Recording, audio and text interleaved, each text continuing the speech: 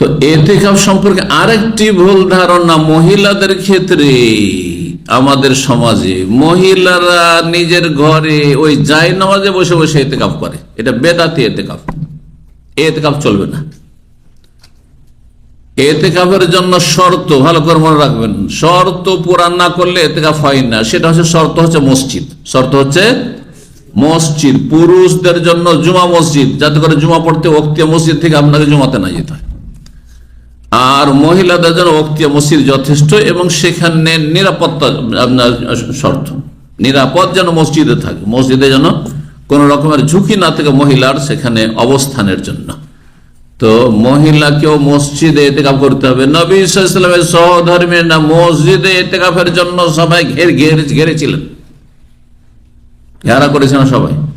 এবং পরম্পরা সাহাবিয়াতগণ তারা মসজিদ নববীতে এতেকাফ করতেন, কেউ ঘরের কোনায় এতেকাফ করতেন না। বল ফতোয়া এটি কোরআনের দলিল রয়েছে। আল্লাহ বলছে ওয়ালা তুবাশিরুহুন্না ওয়া আনতুম আকিফুনা ফিল মাসাজিদ, তোমরা নারীদের কাছাকাছি হবে না, স্ত্রীর কাছাকাছি হবে না যখন তোমরা এতেকাফ অবস্থায় থাকবে। কোথায়? ফিল মাসাজিদ, কোথায়? মসজিদে। তাহলে বোঝা গেল এতেকাফ মানে মসজিদে অবস্থান করে ইবাদত বন্দেগীর জন্য। এতেকাফ মানে এই নয় যে একটা ঘরের কোনাতে যেখানে সাধারণত নামাজ পড়ে মহিলা না, ওই জায়গায় বসে আছে আর সংসারের কাজ কাম করছে না, কারোর সাথে বেশি কথাবার্তা বলছে না, ব্যাস এটা না না না, এটা বেদাতি এতেকাফ।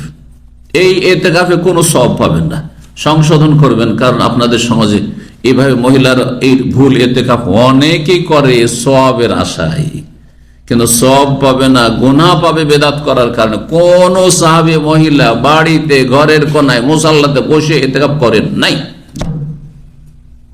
বেদাতি কাজ করবেন না।